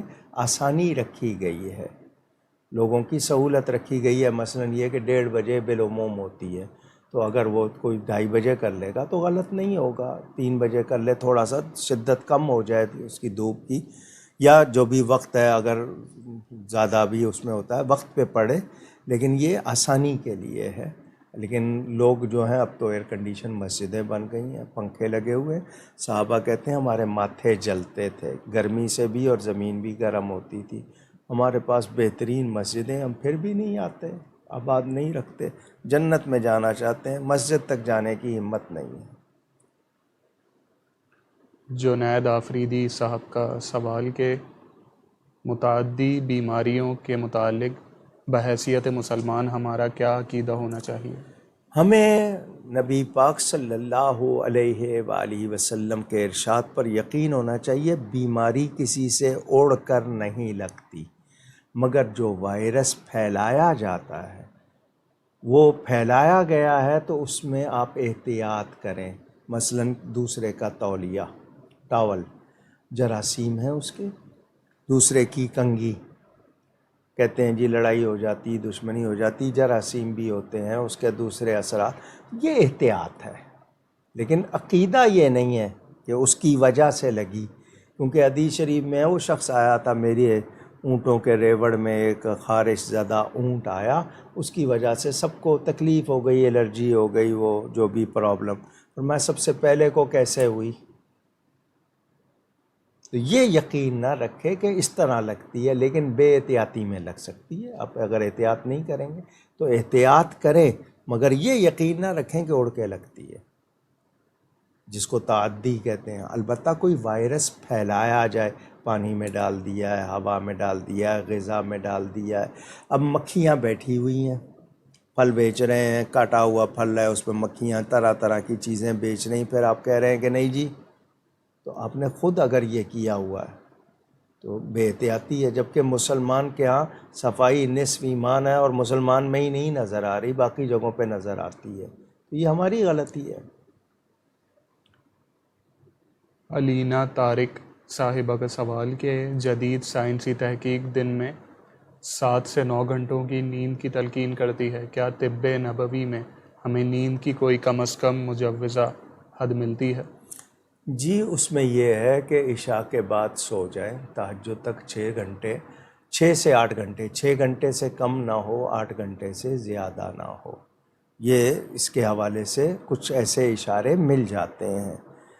ذہن میں رہے جو وقت سونے کے لیے ہیں، سائنس بھی ثابت کر رہی ہے کہ کس وقت آدمی مثال کے طور پر تہجد کے وقت اٹھتا ہے، سائنس نے پروف کر دیا کہ اس وقت آپ کے جسم کے اثرات، حالانکہ آپ چھت کے نیچے ہوتے ہیں تو کیا اثرات، پہلے لوگ کھلے آسمان تلے سوتے تھے، صحنوں میں سوتے تھے، اب وہ رواج کم ہو گیا، کمرے بند کرتے ہیں، باہر کی ہوا کم، ایئر کنڈیشننگ میں آپ سوتے ہیں، اس کے لیے اور بات ہے۔ لیکن دوپہر کے ٹائم جس کو قیلولہ کہتے ہیں، ظہر کے بعد آپ کرتے ہیں، تو یہ سائنس آج ثابت کر رہی ہے، احادیث میں اس کے بارے میں پہلے سے اشارے موجود ہیں۔ تو 6 گھنٹے سے کم اور 8 گھنٹے سے زیادہ نیند جو ہے اس صحت کے لیے مضر ہو جاتی ہے۔ کوشش کریں، لیکن یہ ہے کہ ہمیں دوائیں کھانی پڑتی ہیں، یہ نیند کی دوا لینا بہت بری بات ہے، جو بھی لیتا ہے اس کے اتنے سائیڈ ایفیکٹ، اتنے نقصان ہیں۔ اب کل خبر آئی ہے جی پانی میں کلورین کی بجائے بلیچ ملایا جا رہا ہے، اور پھر کہتے ہیں جی متعدی وائرس نہیں ہوتے ہیں، تو یہ ہماری غذائیں ہیں۔ اب بار بار یہ مسلسل ٹیلی فون پہ رہنا، اس کی ریڈیئیشن، اس سے آپ کے دماغ پر کیا اثر ہوتا ہے، کون سی لائٹ میں کتنا رہتے ہیں، تو اپنی صحت کا خیال رکھیں، اپنی جان کی حفاظت بڑا فرض ہے۔ تنزیلہ فاروقی صاحبہ کا سوال کہ کیا ملکی کرنسی کی گرتی ہوئی قدر کو دیکھتے ہوئے اپنا سرمایہ ڈالرز میں محفوظ کرنا جائز ہوگا؟ میں منع نہیں کروں گا، لیکن آپ کے ملک کو نقصان نہ ہو۔ اگر سب اس طرح کریں گے تو ملک کی معیشت، لیکن حکمران جو ہیں ذخیرہ کیا ہوا ہے نوٹوں کا، کیونکہ اگر گردش میں رہیں تو ہزاروں ہاتھوں میں جاتے ہیں، فائدہ ہوتا ہے۔ اس طرح ذخیرہ کرنا یہ بھی اچھی بات نہیں ہے، لیکن میں یہ نہیں کہوں گا کہ ڈالر جمع کر لینے میں آپ کو کوئی شرعاً میں کہوں کہ جائز نہیں، لیکن اگر اس سے ملک کی معیشت تباہ ہوتی ہے تو آپ بھی اس میں شامل ہو گئے۔ اللہ تعالیٰ معاف کرے، لوگوں کو ایسے سوال کرنے پڑ گئے حکمرانوں کی غلط پالیسیوں اور غلط طرز عمل کی وجہ سے۔ ان لوگوں نے ایسا کر دیا ہے، اپنے ہی لوگوں، یہ خود محب وطن نہیں ہے، دین کے چاہنے والے نہیں ہیں۔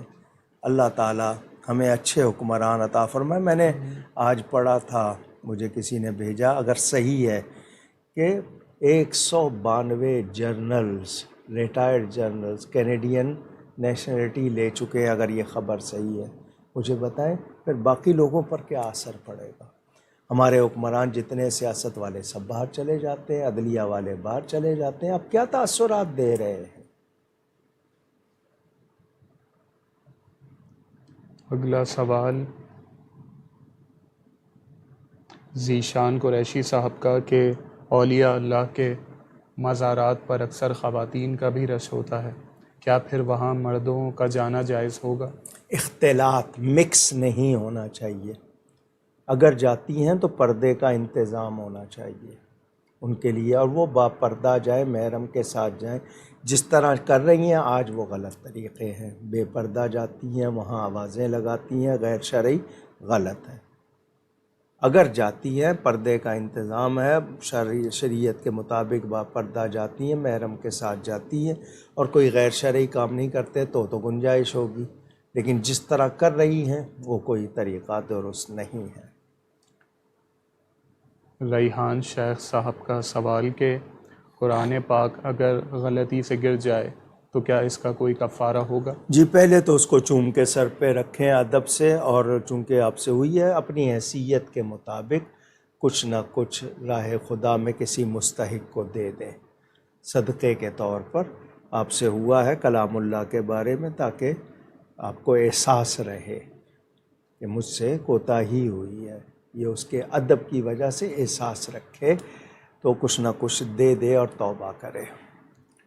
اشر چودھری صاحب کا سوال کہ اسلام امن کا درس دیتا ہے یا اسلام امن و سلامتی کا مذہب ہے، کیا یہ کوئی حدیث ہے یا کسی کا قول؟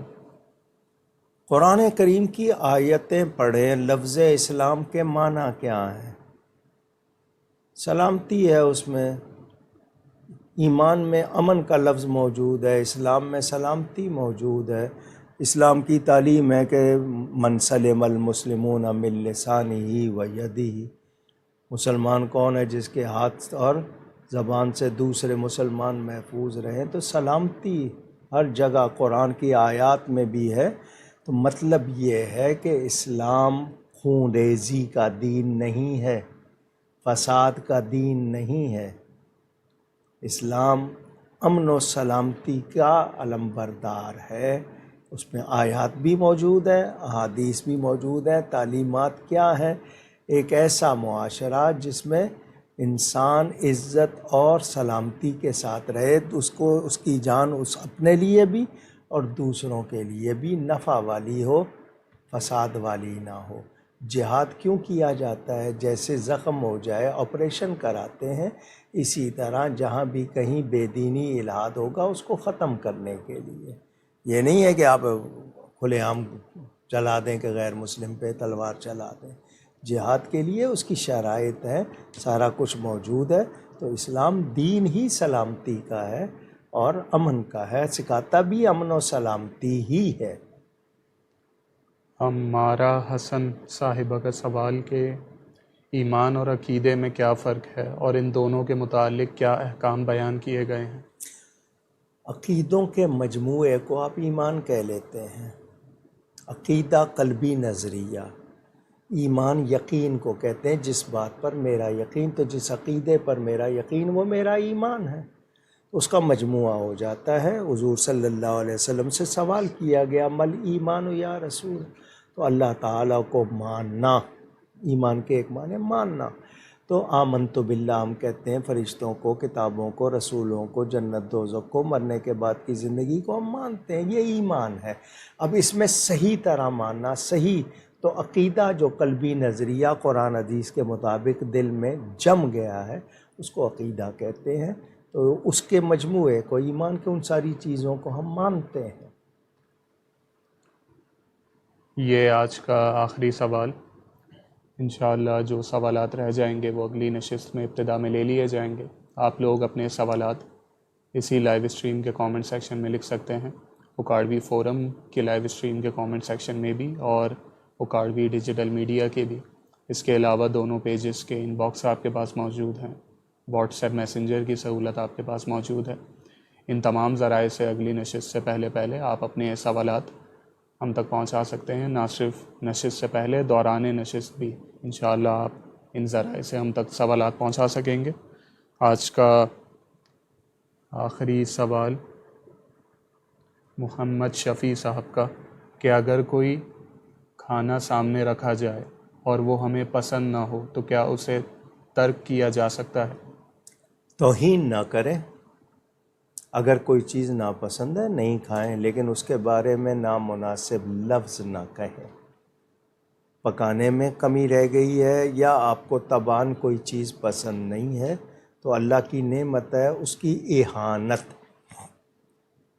توہین نہ ہو، یعنی کوئی غلط لفظ اس کے لیے نہ بولے، طبیعت نہیں چاہ رہی ہے تو نہ کھائے، لیکن غلط الفاظ بول کے یا کوئی اور اس طرح وہ جیسے اللہ کی نعمت کی توہین، تحقیر، اس کو حقارت کا دینا، یہ غلط ہوگا۔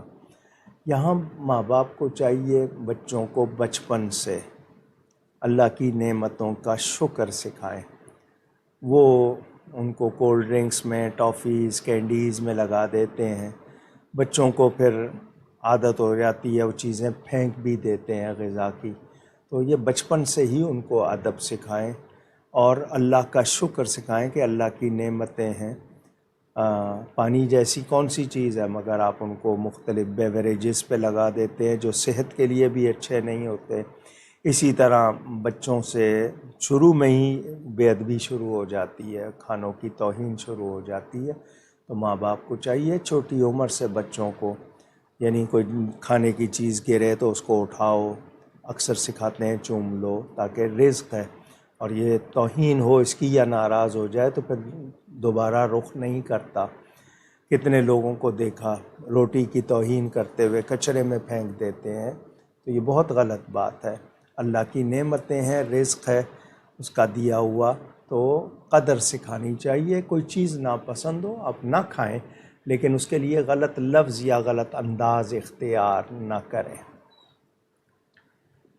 ہم ان تمام افراد کا شکریہ ادا کرتے ہیں جنہوں نے اپنے سوالات ہم تک بھیجے اور اپنے تعریفی کلمات سے ہمیں نوازا، جن میں اکرام شریف صاحب، علی حیدر راجپوت صاحب، مرتضیٰ چوہان صاحب، ہدایت رسول صاحب، وقاص مصطفیٰ صاحب، باسط حسین صاحب، نیاز شیخ صاحب، رمیزہ ناز صاحبہ، محمد شفیع صاحب، اکرم شمسی صاحب، صعیبہ منصور صاحبہ، محمد عدنان صاحب، محمد عاطف صاحب، رفیق صاحب، محبہ ماکدہ صاحبہ، شازیہ علی صاحبہ، رضوان عارف صاحب، سمینہ راوڈہ صاحبہ، عمار عابد صاحب، زبیر اتاری صاحب، محمد جنید صاحب، شاہ نواز صاحب، ارم صاحبہ، ناصر خان صاحب، فردوس انجم صاحبہ، عمران علی صاحب، راحیل امین صاحب،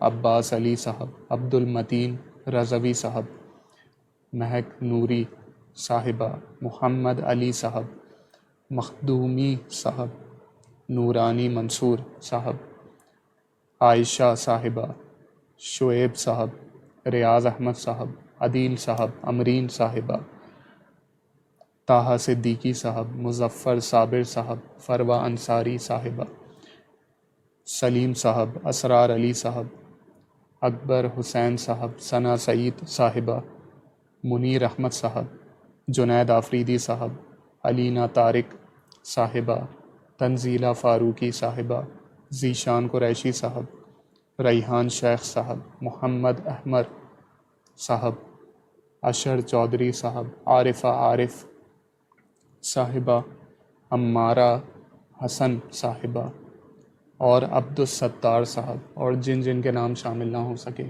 ہم ان سے معذرت چاہتے ہیں۔ آپ ہمارے لیے دعا کیجیے گا، ہم آپ کے لیے دعا گو رہیں گے انشاءاللہ۔ پروگرام کے شروع میں عرض کیا تھا 28 صفر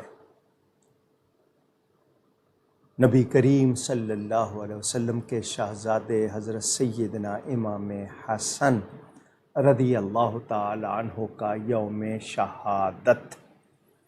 زہر دیا گیا تھا آپ کو، مدینہ منورہ میں آپ کی شہادت ہوئی۔ بڑی شان والے شہزادے، نبی پاک کے حسن و جمال کے پیکر اور مظہر، ان کے حوالے سے ایک بات کہنا چاہتا ہوں۔ نبی کریم صلی اللہ علیہ وسلم نے ان کو اپنی گود میں بٹھا کر مجمع عام کے سامنے فرمایا تھا، ان ابنی ھذا سید، میرا یہ بیٹا سید ہے۔ سید کے معنی سردار کے، سادات کو، نبی پاک کی اولاد کو سید کہا جاتا ہے، حدیث شریف سے یہ لفظ بھی ملا۔ فرمایا اس کی وجہ سے عنقریب اللہ تعالیٰ مسلمانوں کے دو بڑے گروہوں میں صلح کروائے گا۔ یہ میرے پیارے نبی پاک صلی اللہ علیہ وآلہ وسلم کا ارشاد بخاری میں اور دیگر حدیث کی کتابوں میں موجود۔ صحابی رسول حضرت امیر معاویہ رضی اللہ تعالی عنہ سامنے سے مقابل تھے، ادھر سے حضرت امام حسن رضی اللہ تعالی۔ حضرت امام حسن نے دیکھا دونوں طرف مسلمان ہیں، کیا اس لیے کہ میں مسند اقتدار پر رہوں اور ان لوگوں میں سے جانیں چلی جائیں، کتنی عورتیں بیوہ، کتنے بچے یتیم، نواسہ رسول تھے۔ انہوں نے پیغام بھیجا حضرت امیر معاویہ کو کہ میں خون ریزی نہیں چاہتا، صلح کر لیں۔ انہوں نے کاغذ دے دیا، شرائط لکھی جائے، صلح ہو گئی۔ کچھ لوگوں کو یہ صلح پسند نہیں۔ آج ان کی کیا حیثیت ہے، وہ کون ہیں، ان کا کیا دخل، کیا وہ جج ہیں، کیا انہیں فیصلے کا اختیار ہے؟ نواسہ رسول صلح کر رہے ہیں جس ہستی کے ساتھ، ان کے ساتھ اس کے بعد بھی ملتے ہیں، رہتے ہیں، ان کے پاس جا کے ان کے ہدیے بھی قبول کرتے ہیں۔ حضرت امیر معاویہ پر اعتراض کریں گے تو نواسہ رسول پر بھی اعتراض ہوگا معاذ اللہ۔ تو خدا کے لیے آپ لوگ جج نہ بنیں۔ نواسہ رسول نے صلح کی ہے، آپ کسی قسم کی بدگمانی کا شکار نہ ہو۔ نواسہ رسول کی جو شان اور مرتبت اور مقام ہے وہ بہت اعلیٰ ہے۔ حضرت امیر معاویہ رضی اللہ عنہ صحابی ہیں۔ میں یا آپ کوئی بھی جج نہیں بن سکتا۔ اگر ان کے کسی فیصلے پر آپ کو ناخوشی ہے تو آپ پہلے اپنی حیثیت واضح کریں کہ آپ ہوتے کون ہیں، کیا ہیں آپ کو کیا اختیار ہے۔ ہمیں صحابی رسول کا بھی ادب کرنا ہے، اور نواسہ رسول سے تو بے پناہ محبت۔ یاد رہے کسی صحابی کے بارے میں بھی معمولی سی بے ادبی نہیں کرنی، اور اہل بیت سے تو بہت زیادہ پیار کرنا ہے۔ ان کی محبت تو ایمان کی جان ہے، اس پر تو کتنی خوشخبریاں ہیں ہمارے پاس۔ ذہن میں رہے، اس لیے یہ بات کی کہ آج کچھ لوگ پتہ نہیں خود کو کیا سمجھ کر کیا باتیں کرنے لگ گئے، امت کو لڑوا رہے ہیں۔ ان ہستیوں کے آپس کے معاملات میں آپ کا کیا دخل ہے؟ آپ کی کیا حیثیت ہے؟ اگر کوئی بات آپ کو سمجھ نہیں آ رہی ہے تو آپ چھپ رہیے۔ ان ہستیوں کے بارے میں نامناسب گفتگو، تحریر، تقریر کوئی گنجائش نہیں ہے۔ ہمیں ادب کرنا ہے۔ دوسری بات یہ کہ حضرت امام ربانی مجدد الفسانی رضی اللہ تعالیٰ دوسرے 1000 سال کے مجدد، 1000 سال گزر گیا تھا نبی پاک کو دنیا سے پردہ فرمائے، ان کو دوسرے 1000 سال کا مجدد کہا گیا۔ مغل اعظم اور جہانگیر سے انہوں نے ٹکر لی، دین بچایا۔ علامہ اقبال نے بھی کہا نا، گردن نہ جھکی جس کی جہانگیر کے آگے، اور یہ بھی کہا کہ وہ ہند میں سرمایہ ملت کا نگہدار۔ خود علامہ اقبال ان کے مزار پر بھی گئے، حاضر ہوا میں شیخ مجدد کی لحد پر، پوری نظم موجود ہے۔ حضرت امام ربانی امام مجدد الفسانی کے بارے میں بھی کچھ لوگ ان کے کلام کو نہ سمجھتے ہوئے کچھ نامناسب باتیں کہہ جاتے ہیں۔ مکتوبات شریف وہ کس مقام کی ہستی تھے، کیا شان والے تھے، کیا مرتبہ رکھتے تھے، آپ کو ان کا کلام سمجھ نہیں آ رہا، عبارت فہمی نہیں ہے، تو آپ کو بھی اس بارے میں لب کشائی نہیں کرنی چاہیے۔ وہ اللہ والے ہیں، بڑی شان والے ہیں، ان کی بات کو سمجھنے کی کوشش کریں۔ سمجھ نہیں آ رہی ہے تو محض اپنی خام خیالی کچے ذہن کی وجہ سے اعتراض نہ کریں۔ پھر حضرت سیدنا پیر مہر علی شاہ صاحب گولڑا شریف اسلام آباد میں ہے، اب تو پہلے راولپنڈی سے کچھ فاصلے پہ پشاور کی طرف جاتے تھے تو اندر رستہ جاتا تھا، اب اسلام آباد میں شامل ہے وہ۔ انہوں نے کیا خدمات انجام دیں؟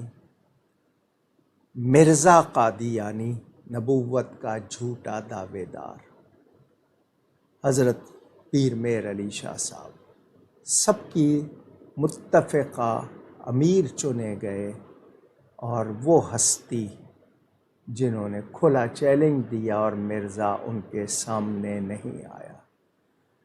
دین کے حوالے سے دنیا یہ بات نوٹ کرے، حضرت پیر مہر علی شاہ صاحب کے ہزاروں مرید تھے، وہ 2 بندوں کو کہتے جاؤ مرزا کا کام کر دو، یہ بھی ہو سکتا تھا۔ انہوں نے علمی مقابلہ کیا۔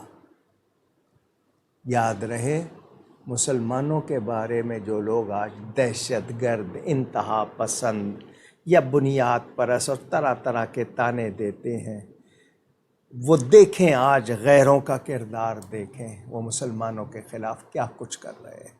پوری دنیا مسلمانوں کے خلاف لگی ہوئی ہے، اسلاموفوبیا دن بدن بڑھ رہا ہے۔ اب یورپ کے حالات دیکھ لیں، دوسری جگہوں پہ دیکھ لیں، مسلمانوں سے سلوک دیکھ لیں، ان مسلمانوں کے بڑے رہنماؤں اور مشائخ اور علماء ربانی کا کردار دیکھیں۔ یہ اسلام پھیلانے والے، اسلام بچانے والے، میرے آپ کے ایمان کی حفاظت کرنے والے ان ہستیوں کو پہچانیں۔ ہمارے ہاں ٹی وی پہ کرکٹرز کا، ایکٹرز کا، ان کا تذکرہ ہوتا ہے، ان کا دن آ جائے تو 5 منٹ ان کی پرانی چیزیں لگائی جاتی ہیں۔ علماء کا تذکرہ کیا کبھی؟ اولیاء کا تذکرہ کیا کبھی؟ یہ ہمارا میڈیا ہے۔ مسلمان اس وقت کیا کر رہے ہیں؟ میں نے آپ کو بتایا نا، مس یونیورس اب پاکستان سے جائیں گی لڑکیاں، مسلمان کہلانے والی، وہ نیم برہنہ ہو کر ان کے ساتھ جو کچھ ہوگا دکھایا جائے گا۔ اب یہ ہوگا پر کیا ہم عریانی اور فحاشی کے اس درجے پر آ گئے ہیں؟ اب الامان الحفیظ، اللہ تعالیٰ معاف فرمائے۔ زلزلے ایسے ہی نہیں آتے، پھر سونامی، زلزلے، یہ وائرس، یہ ساری بلائیں، یہ ہمارے گناہوں کا نتیجہ، برے کاموں کا نتیجہ۔ ڈریں اللہ سے، کب بیماری آ جائے، کب دولت چلی جائے، کب حسن چلا جائے، کب نام چلا جائے، زوال پوچھ کے نہیں آتا۔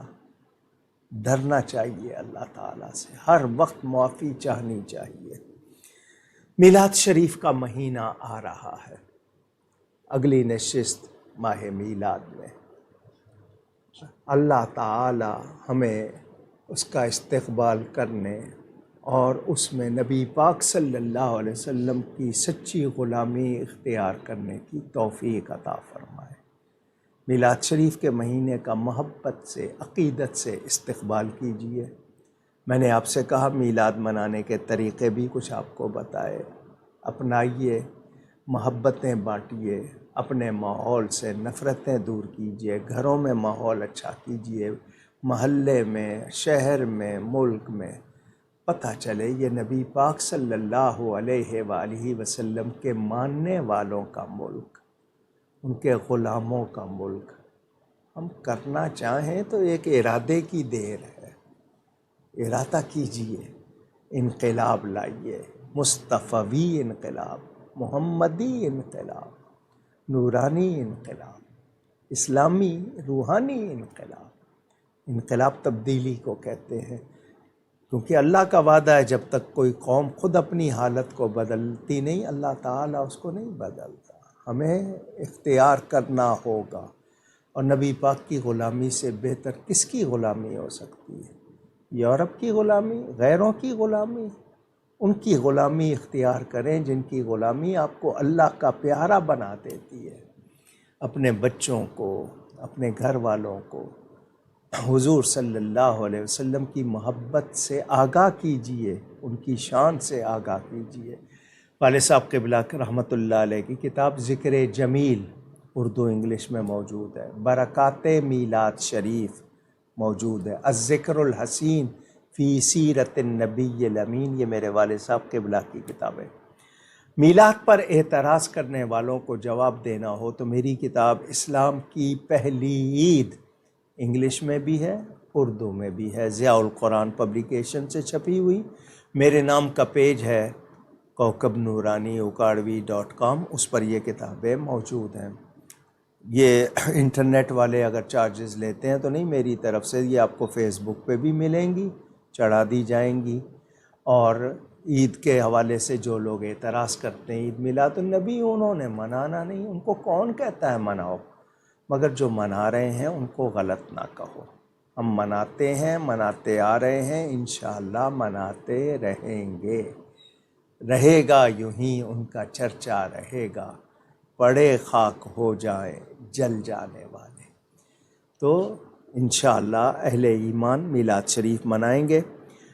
چشتیہ شریف، جس کا پرانا نام بستی تاج الدین سرور، بستی تاج سرور بھی کیونکہ حضرت سیدنا بابا فرید الدین مسعود گنج شکر رضی اللہ تعالی عنہ کے وہ بھانجے ہیں، وہاں آرام فرما ہیں، ان کی وجہ سے اس کا نام بستی تاج سرور۔ پھر چشتی اور بزرگ آئے، خاص طور پر حضرت قبلہ عالم خواجہ نور محمد صاحب مہاروی رحمۃ اللہ علیہ، تو اس علاقے کا نام چشتیاں شریف ہو گیا۔ میرا ننیال ہے، میری والدہ وہاں سے کھیم کرن سے ہجرت کر کے ننیال والے چشتیاں شریف آئے تھے، ددیال والے اکاڑا آئے تھے۔ اس کے جو سجادہ نشین تھے حضرت خواجہ غلام معین الدین مہاروی رحمۃ اللہ علیہ، انتقال کر گئے ہیں، اللہ تعالیٰ ان کے درجات بلند فرمائے۔ صوبہ خان کی ساس صاحبہ انتقال کر گئیں۔ اس کے علاوہ اس دوران جتنے لوگ ایمان والے چلے گئے، اللہ ان سب کی مغفرت فرمائے۔ کچھ طلباء نے، طالبات نے امتحانوں میں کامیابی کے لیے دعا کے لیے کہا، اللہ تمام مسلم طلباء و طالبات کو کامیابیاں عطا فرمائے۔ باقی جتنی بھی دعاؤں کے لیے کہا، سب کے لیے دعا گو ہوں، اللہ تعالیٰ سب کی جائز مرادیں پوری فرمائے، سب کے حق میں خیر فرمائے۔ اس وطن کی قدر کیجئے، بہت ہی کڑا وقت آیا ہے، اور ملک ان لوگوں کو نمایاں وہ ہیں جو لٹیرے ہیں، یا حیرت ہوتی ہے کتنے لوگوں کی کرپشن بے نقاب ہو رہی ہے۔ اگر یہ خبریں سچی ہیں تو بہت افسوسناک ہیں۔ اللہ تعالی ہم سب کو وطن کی قدر کی توفیق عطا فرمائے۔ ہمارے تو عدلیہ والے بھی، آپ کو پتہ ہے، اب قرآنی آیت پڑھ کے غلط مفہوم دینے لگ گئے۔ بھئی اپنا تحفظ نہ کریں، دین کو اپنے لیے استعمال نہ کریں۔ آپ کو قرآن کی سمجھ نہیں ہے تو پہلے پوری سمجھ حاصل کریں۔ خود بدلتے نہیں، قرآن کو بدل دیتے ہیں۔ اللہ تعالی ہدایت عطا فرمائے۔ گفتگو میں مجھ سے کہیں کوئی غلطی ہوئی ہو، اللہ تعالیٰ اس کے رسول صلی اللہ علیہ وآلہ وسلم کی بارگاہ میں توبہ کرتا ہوں۔ نیکی کیجئے، نیکی پھیلائیے۔ یہ مجھے بتایا گیا کہ وہ کیمرہ بھی نیا، اور جو لینز نہیں ملا تھا آج وہ بھی مل گیا ہے۔ ابھی بھی اور کل جمعے میں بھی آپ نے بتانا ہے کہ آپ کو پہلے کی نسبت رزلٹ یعنی پریزنٹیشن کیسی مل رہی ہے، تصویر کتنی صاف ہے، اور کیا اس کی کوالٹی بہتر لگ رہی ہے۔ تو پھر انشاءاللہ کل اس کو فائنل کر لیا جائے گا۔ آپ سب کے تعاون کا بہت شکریہ۔ والسلام علیکم ورحمۃ اللہ وبرکاتہ۔